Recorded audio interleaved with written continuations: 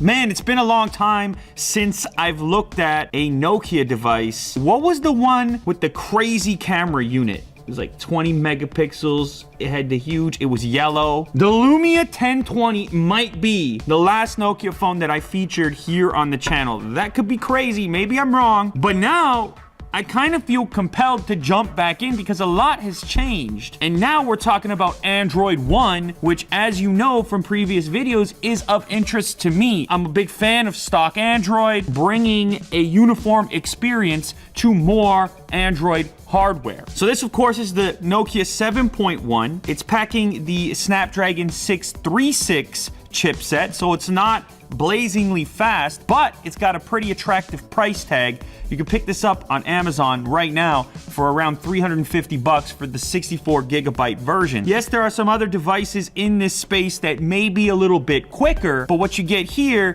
is fit, finish, polish, and of course, Android One.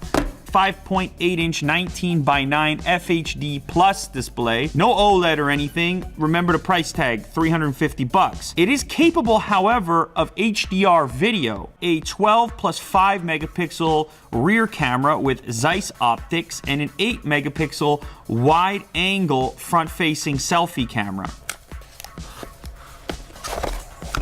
Okay, so first impression, it does not feel like a $350 device. This nice bevel around the edge, it's polished there as well. A lot of glass is in play, metal components. It's kind of boxy on the edge. Oh, they give you a headset as well. You don't see that every time these days. A rear fingerprint scanner. I've become really accustomed to this location. Dual lens setup. You see the Zeiss logo, obviously a reputable brand. This is the important part for me. It's the Android One signature there. SIM card tray is on the other side, and it also features expandable storage. And then you've got USB Type-C on the bottom, once again capable of that quick charge. Now you can tell straight away it's a bit of a notch city. You also have a chin here, so some people might be a little upset about the screen to body ratio, but in my opinion, at this price point, there should be other things that are more important to you. Register the fingerprint, pretty straightforward.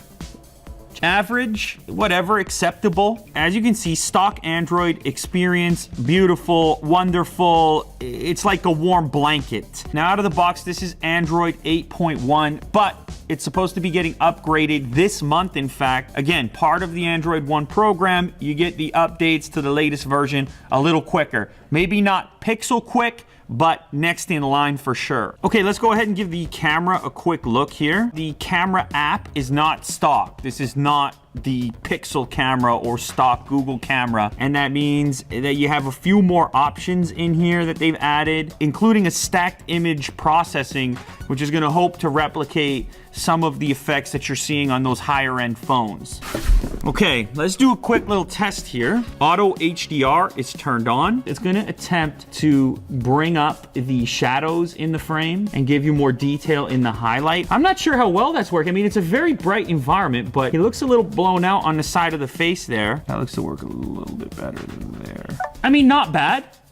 Not terrible. Definitely not the best. I figure it's not nice. It's very tinny and it's mono out the bottom. It's easy to cover it up. 32 gigs of RAM, and this one has a GTX 1070. It's not blowing anyone away. It's not like an incredible value. It's not one of these package phones where you're like, how did they do it for the money? Low to mid-range vibe in general. I'd say the surprising thing here when you grab it is the build quality for the price. Pick it up and you're like, that feels high quality, that feels expensive. But then you start to play around with it and you're like, the speaker's not that great. It's got the slower chip inside of it. But then again, on this side, you have the stock Android experience, which is hard to come by. If you're an individual who's on a budget and you're trying to get something in that $300 range and you value the stock Android experience, it's a big component for you, and build quality is a big component for you, then you might look at this.